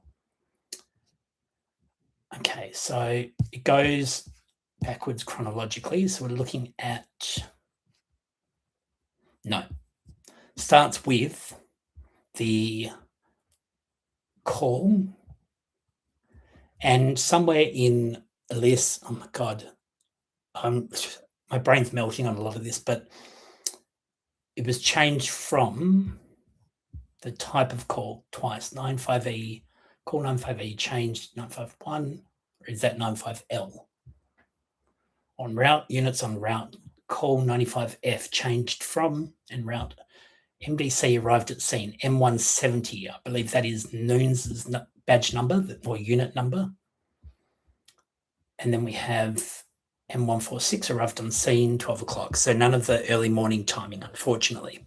Wouldn't that be good if they had actually had some of that? But not in this. This starts from when that call came through. But if we look at Snyder and I'm going to stop sharing that. The Barks. the dogs. Let's get into that. Snyder and the dog barks. Now, I do have a document here, and this is, again, part of the PSYOP, part of the wild theories. Let's grab. I'm just going to grab this. Bear with me one tick. Got documents on MK Ultra. We can come back to that. Don't want to get banned again. Order of 9 angles. We'll come back to that as well.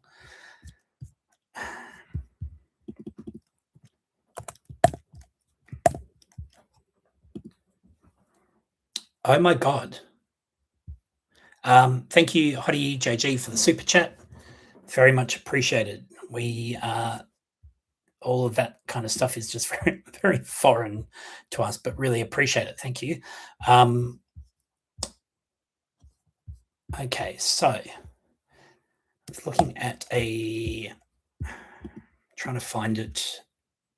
Here we go. So last week I was talking about there being an interesting photo from the Caldwell Police Department and their canine handler. I'll open that one and I'll share it on the screen in just a tick once I can find where the other photo is. Come on, that one. Here it is, that one. Okay, so open 2 of those and I'm going to share the 2019 one. God, I've got so many files. This is wild. Now you tell me what you think. If I share this with you, here we have Caldwell Police Department 2019. Congratulations to Officer Selena Chittenden, recently selected to be our newest canine handler. Selena and her partner Sue will be off to training for a few weeks before returning to the streets of Seatown. Cool. You're like, Joff, why? What has this got to do with the Idaho 4 case? Well, let me tell you that the other thing I'm going to share is this one. Tried to find the photo last week, and I've dug it out of the archives. And if we look,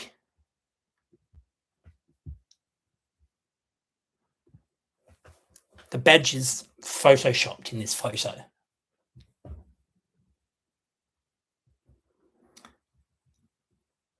Now, it wouldn't take much, and here's another tinfoil hat theory.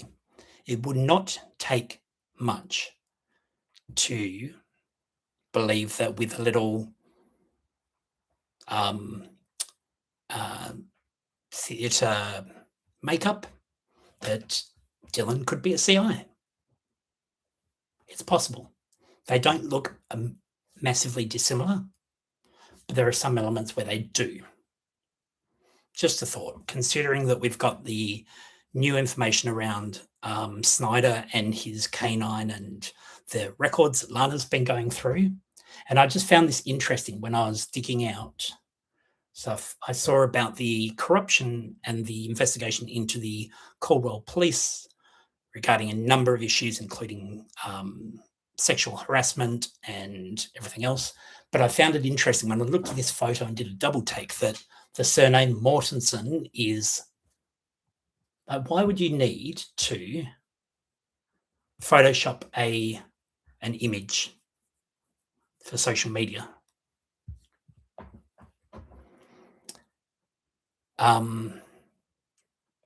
Yeah, so that's, and they ask why we think it's a PSYOP, right? This is one. There are so many things. Let me also share another once I find where my mouse is on to, because I now actually have my laptop back and there's too many things that are just still making me go WTF and have not shared them with everyone. So that is a crazy folder. Let's go into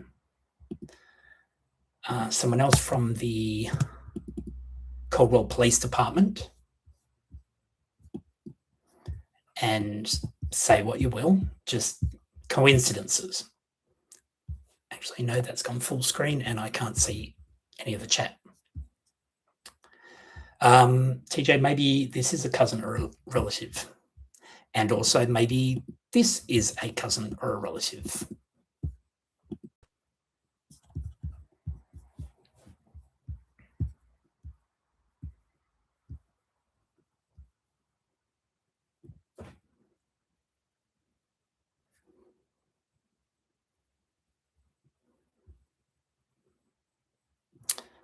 Just interesting that in the same police force there's a Mortensen and a Goncalves. And there was an investigation into that police department with a number of issues happening. Go figure. Go figure. Just a wild things that I've dug up from the internet. And these are all, you can find them yourselves online. I wish, this is, okay. There is another one here. Okay, there was a Snyder in the same battalion as Kopacker, but I don't have the actual receipt for that, just a picture, which isn't going to help. We were talking, before I go back to Extreme Networks and Russia, I've got a thing here now. Let's just open this one up. Now, if you recall, Maori and Fox got awards for their hard work in this case, which just blows my mind considering how completely balked most of it is. And they got the award from this guy, Ulrich, who is National Computer Forensic Institute Secret Service Forensic Examiner, and also happens to sit on a school board and other things, etc., etc., etc.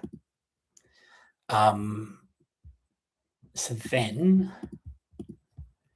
it is in here somewhere. Let me have a look just to confirm, because I didn't think I would be pulling this up, but it is regarding the Masonic Temple in Coeur d'Alene and the administrators of that particular heritage building, Kootenai County Masonic Temple. Can't find the bit that says about Ulrich. I'll just quickly see if it's in these other ones.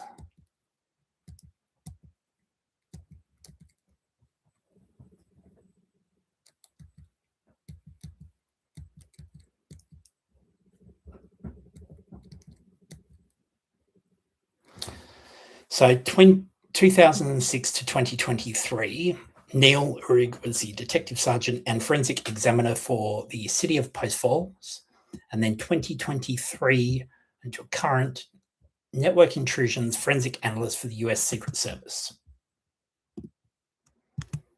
Just trying to find something regarding the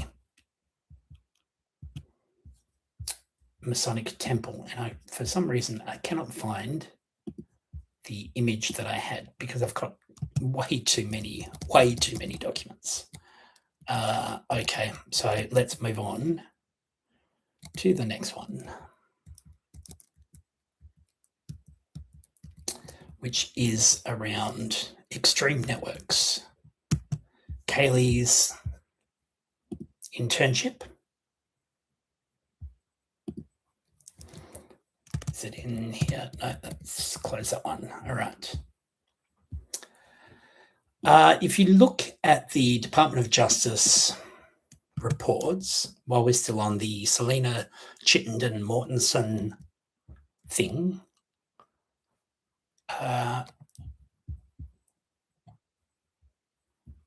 there are a number of investigations around the Bandit Task Force.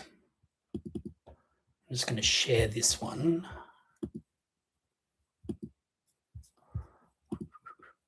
Here we go. Okay.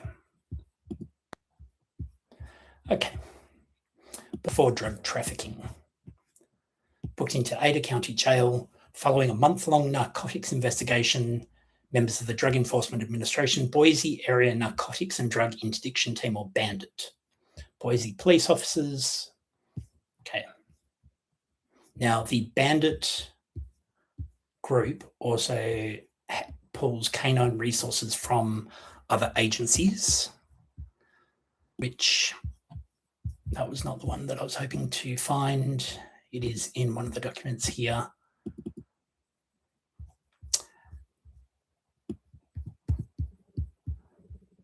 Okay, so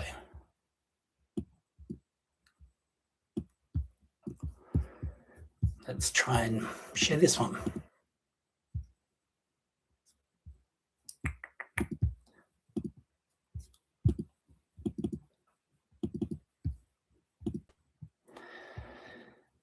US Attorney Hurwitz announces sentences in 2 cases involving fentanyl and stolen firearms. March 29, 2023, from the US Attorney's Office. 4 months after the homicide. Interesting.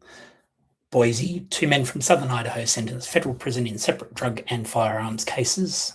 October 2021, McCleary broke into a gun store in Nampa, stole 24 firearms, distributed firearms, trading some of the firearms for a large quantity of fentanyl pills. Has an extensive criminal history, including convictions for burglary, domestic violence, possession of controlled substance. And then we have familiar names such as Chief US District Judge David C. Nye. And we have the Andersons, Jace Anderson, 35, of Mountain Home.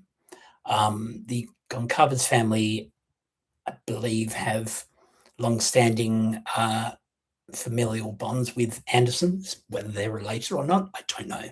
But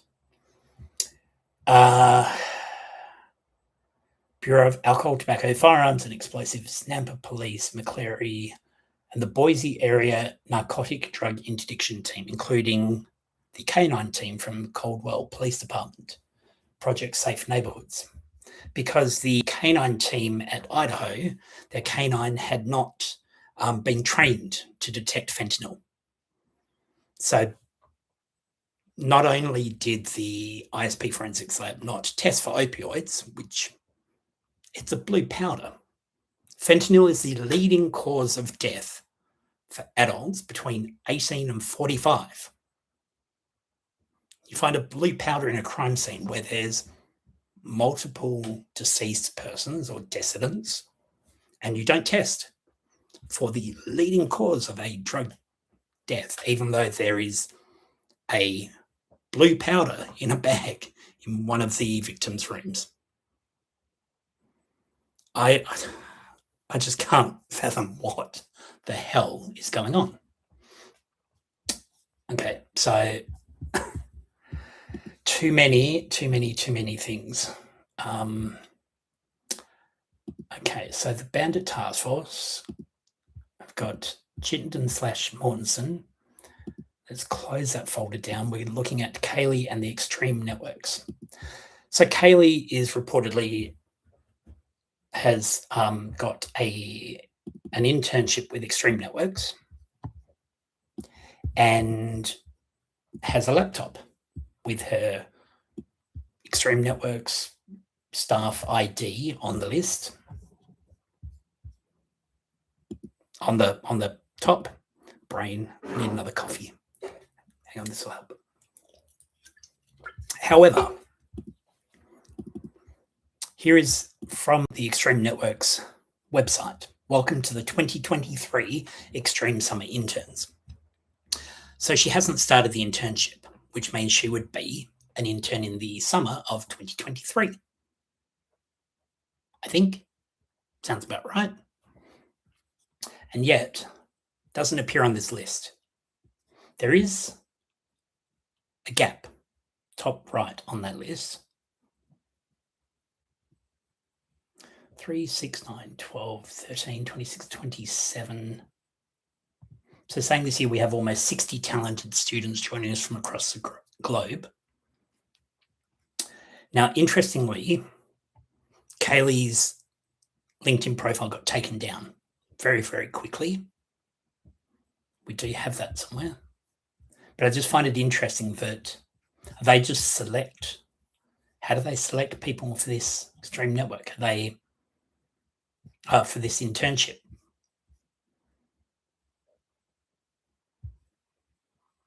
Highly competitive, over 5,000 applicants. How do you also afford an overseas trip and a Range Rover and all the rest of it? They must pay really well. If you look at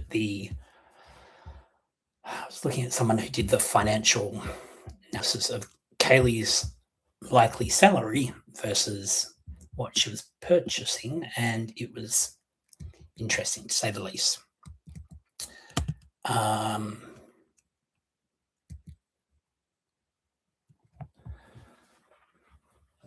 Now, let's just open.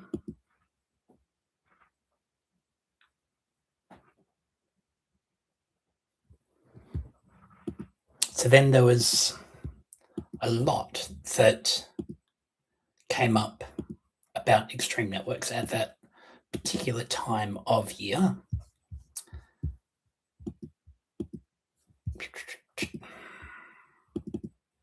I don't like sharing stuff unless I have receipts.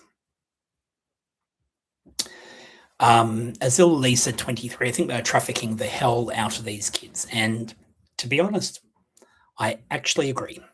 I actually think that it is likely, considering that Kaylee's area of interest, according to Steve Goncalves, was around human trafficking or child trafficking. And that was quite a focus for Hurwitz and the OCDTF that Hurwitz was leading. And then we have this Extreme Networks investigation initiated by former Louisiana Attorney General.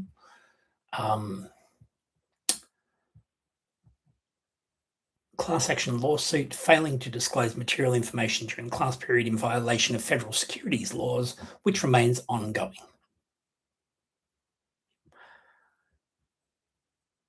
Okay, so those security laws. There was also, apart from that one,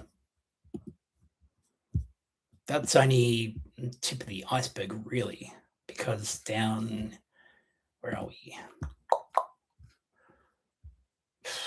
Yeah, I went down the rabbit hole on this one as well.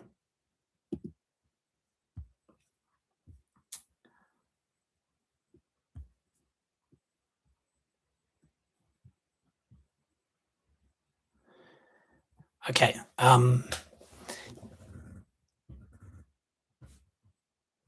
When EcoShield knocked on Lana's door, wow, okay. Timing of that is pretty wild. So, because I was trying to find out who from EcoShield would be, who from Extreme Networks would be in Austin, if that's where she's going, if that's where I couldn't find any office of Extreme Networks in Austin, Texas. So then we have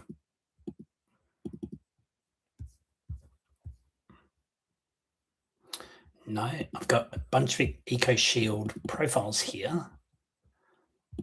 Phoenix, Arizona, EcoShield. Let's just have a look at this one.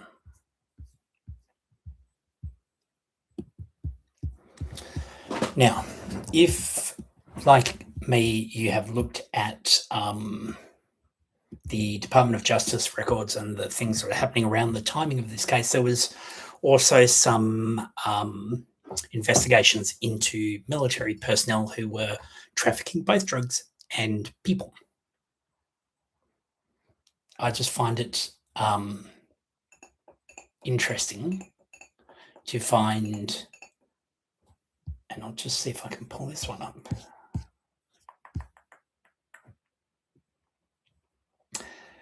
Dallas, Texas. How far is Dallas, Texas from Austin, Texas? Don't know.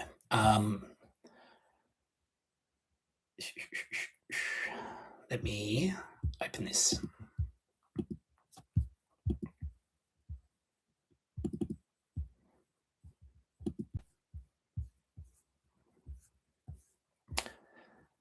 John Ramos, Regional Management Executive, Dallas-Fort Worth Metroplex. Closest person I could find to Austin, Texas. EcoShield Pest Solutions, General Manager, from December 2021 to May 2025.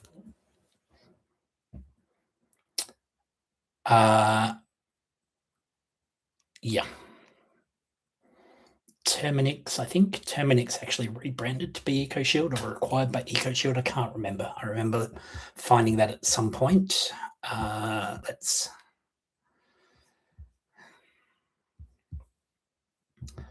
Let's go to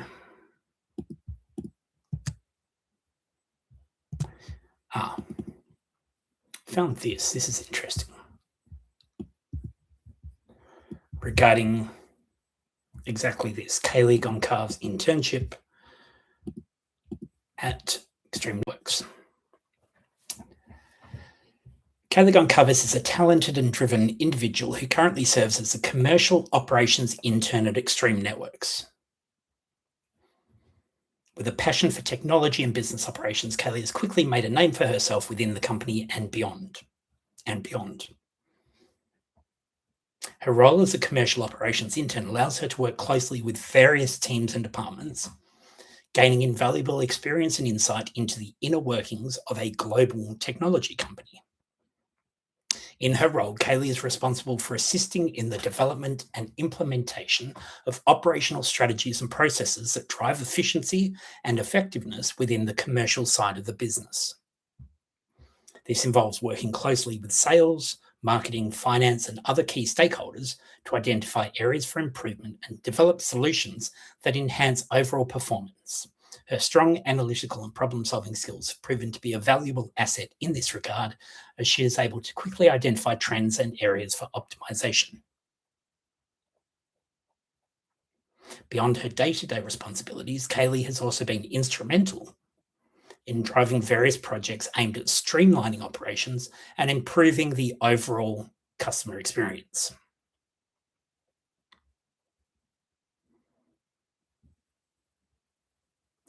TJ, RJ Embry says there's tens of thousands of kids being taken from Venezuela right now. Yeah. Epstein, Trump, Venezuela, that's another rabbit hole that I've gone down, but to try and bring all of that together, there's just too much. It just melts my brain. But finding this was interesting, considering her profile was taken off LinkedIn. Okay, in her role, Kaylee's beyond her day-to-day responsibilities, Kaylee has also been instrumental in driving various projects aimed at streamlining operations and improving the overall customer experience. Her ability to collaborate effectively with cross-functional teams has been crucial in the successful execution of these initiatives, further establishing her as a valuable and respected member of the organization. Her dedication to the role and the company as a whole is evident in her proactive approach to learning and professional development. She is constantly seeking out opportunities to enhance her skills and knowledge. See you next week. I'm still here, yes. RJ, yes, I know, very high profile people in it. It's really hard for someone like me, who is neurodiverse, to keep tabs on chat and find the things on my computer. But as you can see, I've collected a bunch of stuff on this case that has me just scratching my head, tearing my hair out, trying to go, why does this not make sense? Thank you. Okay, so that is Extreme Networks. And I've got so many pages here on different people from EcoShield, none of which reside in Austin, Texas. There's no office in Austin, Texas. And then there is the looking at partnerships. I was looking at all the Extreme named businesses in Austin, Texas. Couldn't find one. I did find, what's this? No, that's a Fox thing.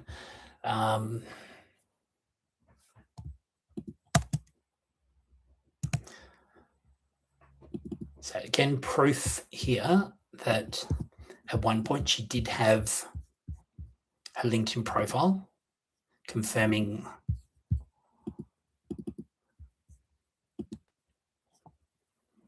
there you have it. There's a TikTok video, I think, of Olivia showing this, which is what this screenshot is taken from. Chronicles of Olivia backup is what this screenshot is from. Thank you. I just have to actually find it because it's why I use a whiteboard, is trying to track and put all these things together is crazy. Now, there's a whole other PsyOps folder that will break me. Maybe next week, because we've been live for a while. We've overcome a lot of challenges. And I really appreciate the fact that there are many of you still here and tuning in. I'm going to put the two streams from tonight together into a video that I will post, and we'll see where we get to. Now, email if you're wanting to get in touch. I'd love to.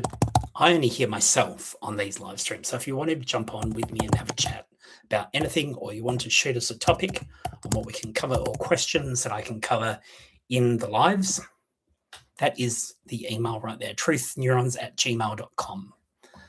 You can see the pinned link is still to that live stream regarding the MK Ultra project, and maybe I'll review that next week. Doesn't look like there's much been happening there. If I go all the way to the end. Okay, there is stuff happening now. They're now talking about it.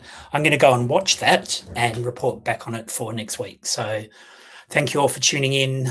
Much love for actually coming in and joining us and dealing with the transition from the actual live stream to this live and the slight interruption that we had. Just going to have a quick scan through the chat. So much. I really appreciate all of the people joining the chat here and would love to see some of you on the stream. As I said, I think it is in a couple of weeks. I think it is Sunday week. I'm on the Verdict Room panel with a few other creators, which is going to be lots of fun. I have no idea what we're going to talk about, but we'll figure it out as we go. Because it's always nice when you're doing one of these things to be talking to someone else, not just talking at my screen and hearing my own voice. So after a few hours of hearing my own voice, I'm going to call it good night. And I don't even have my little Skelly outro to share with you. So I'll let you know. Continue to keep thinking critically and question everything. See you next time.